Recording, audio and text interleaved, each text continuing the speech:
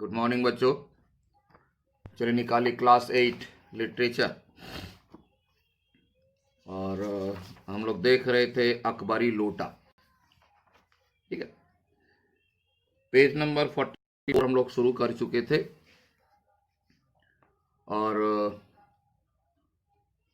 वहाँ जब झाऊलाल की पत्नी 250 मांग दी और उसे देने के चक्कर में झाऊलाल बड़े परेशान थे, पैसा है नहीं, अब कहाँ क्या करें कैसे करें।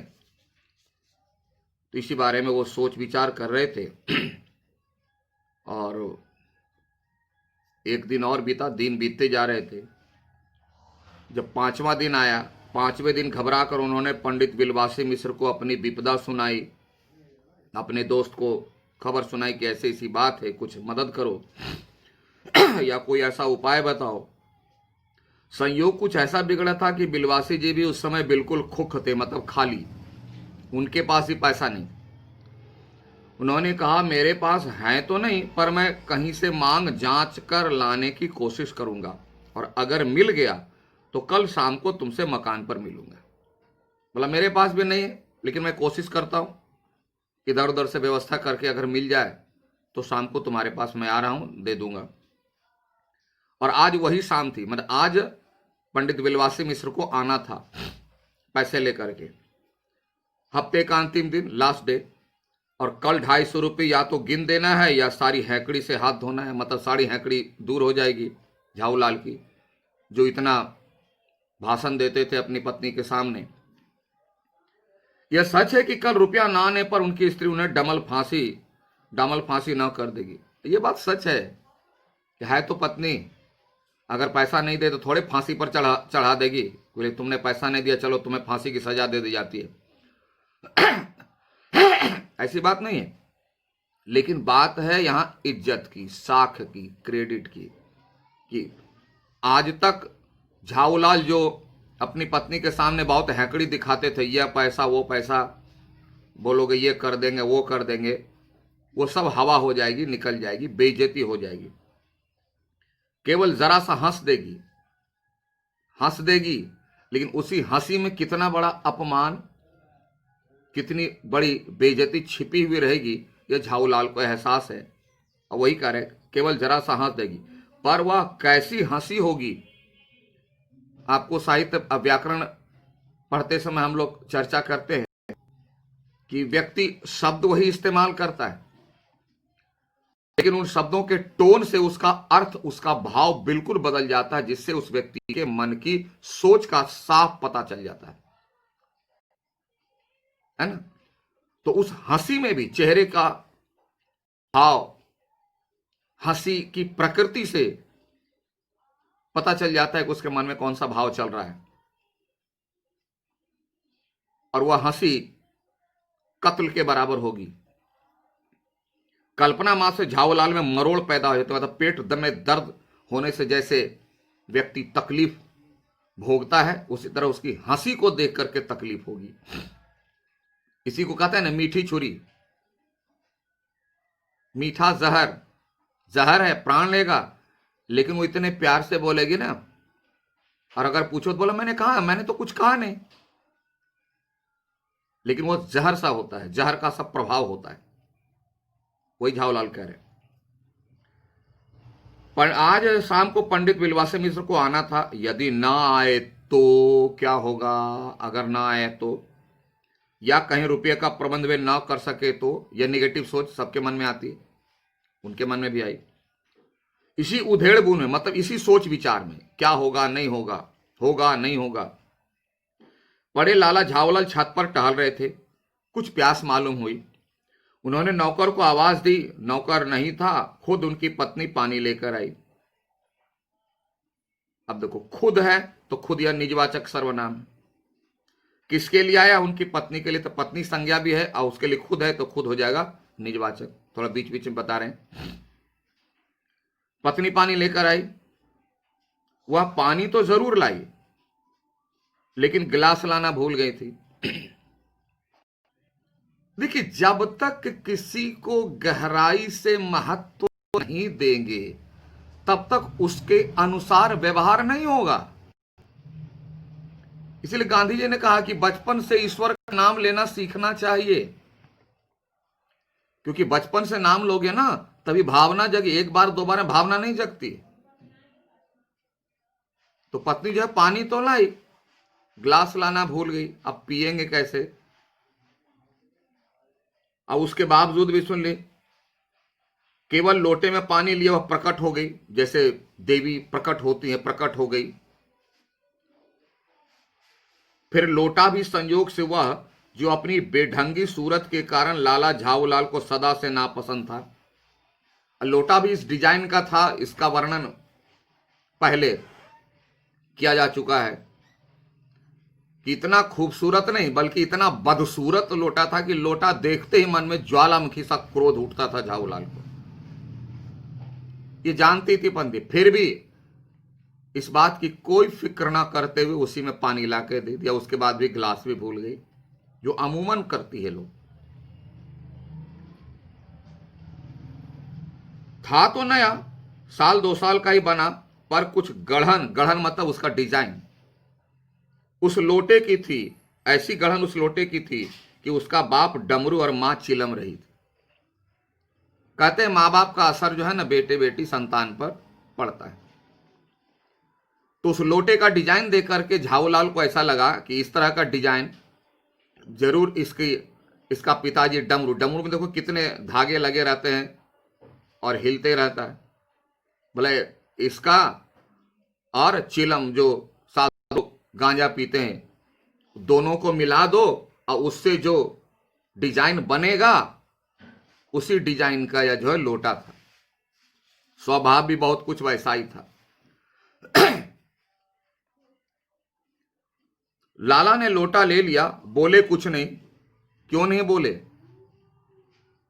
इसलिए नहीं बोले कि जब उसको उतनी अकल नहीं है तो फिर अकल देने जाएंगे तो फिर झगड़ा होगा, क्योंकि लगभग 99.9% पत्नियां यही समझती है कि हमारा हस्बैंड तो महामूर्ख है, अब पृथ्वी में सबसे ज्यादा विद्वान पंडित ज्ञानी वही है। और जहां उस पर अगर कुछ आरोप किया गया, झगड़ा शुरू। झाऊलाल बेचारे डर जाते हैं कि झगड़ा कौन करे। वो चुपचाप जो है अपनी पत्नी का अदब मानते थे, सब सह लेते थे। मानना ही चाहिए, नहीं तो झगड़ा कौन मोल लेगा। एक और इसके पहले लेसन आया था, उसमें भी ये बात आई थी। इसी को सभ्यता कहते हैं, क्योंकि अगर बार बार समझाओ झगड़ा होगा, मोहल्ले वाले भी लोग कहेंगे, सभी कहेंगे क्या ये दोनों झगड़ते रहता है। भलाई इसी में है कि चुपचाप सहो, भोगते रहो चुपचाप।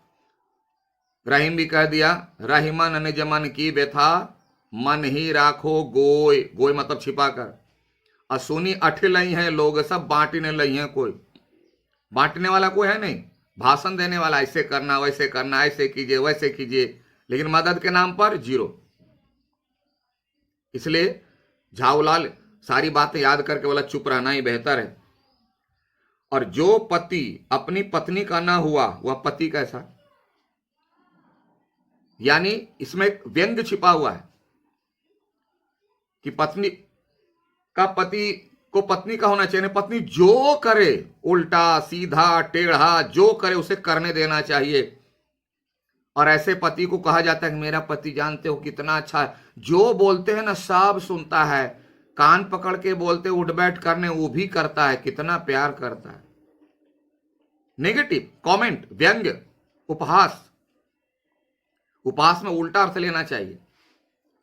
फिर उन्होंने यह भी सोचा कि लोटे में पानी दे तब भी गनीमत है। गनीमत मतलब भाग्य भला है कि लोटे में भी पानी दे। नहीं तो आज की पत्नियां जो है ना लोटे में भी पानी नहीं देगी, और अगर जरा सा कुछ बोल दिए तो थाली के बजाय बाल्टी में भोजन दे देगी। कीजिए अब भोजन। आप बाल्टी में भोजन कैसे करेंगे आप? वही कह रहा है। अगर चूं कर देता मतलब कुछ बोल देता, टोक देता, तो क्या करती? बाल्टी में भोजन मिलेगा। कीजिए कितनी दूर झगड़ा करते हैं। वो अभी कसम खा लेती कि झगड़ा ही करना, तो आप देखते हैं किन किन बातों में झगड़ा करते हैं। वो कमर कस लेगी। बात बात में उल्टा सीधा काम करना शुरू किया, आप लड़ते लड़ते अपने ही थक जाओगे। इसलिए झावलाल ने सोचा कि जो लड़ करके थकेंगे शांत होंगे, उससे बेहतर है अभी कुछ मत बोलो। तब क्या करना बाकी रह जाएगा, उसके बाद क्या करोगे? क्योंकि लड़ने में, कमेंट कसने में लेखक के द्वारा कहा जाए कि ये लोग बहुत एक्सपर्ट होती है। लाला अपना गुस्सा पीकर पानी पीने लगे। बोले गुस्सा भी पी लिया, मैंने शांत हो गए, चुप हो गए। अब जिसको इतनी समझ नहीं उसको समझ देने में तो उन लोगों को समझ नहीं चाहिए, उन लोगों को ये चाहिए। इसलिए गुस्सा थूक दिया, शांत हो गया, पानी पी लिए। बोले पीने में ही भलाई है। उस समय वे छत के मुड़ेर के पास ही खड़े थे। छत के मुड़ेर मतलब जो छत के किनारे किनारे जो छोटी सी कम ऊंचाई की दीवार घेर दी जाती है कि ना गिरे। जिन बुजुर्गों ने पानी पीने के संबंध में यह नियम बनाए थे कि खड़े खड़े पानी ना पियो, बुजुर्ग लोग कहते हैं कि खड़े खड़े पानी नहीं पीना चाहिए, विज्ञान भी कहता है सोते समय पानी ना पियो, ये सब नियम है, वैज्ञानिक कारण भी है और बड़े बुजुर्ग भी इसी को फॉलो करते आ रहे हैं। दौड़ने के बाद पानी ना पियो। उन्होंने पता नहीं कभी यह भी नियम बनाया या कि नहीं कि छत की मुड़ेर के पास खड़े होकर पानी ना पियो। बोला सब नियम तो बना दिया, सबका पालन कर रहा हूं, लेकिन उस नियम में यह लिखा हुआ नहीं था कि मुड़ेर के किनारे पानी खड़े होकर नहीं पीना चाहिए।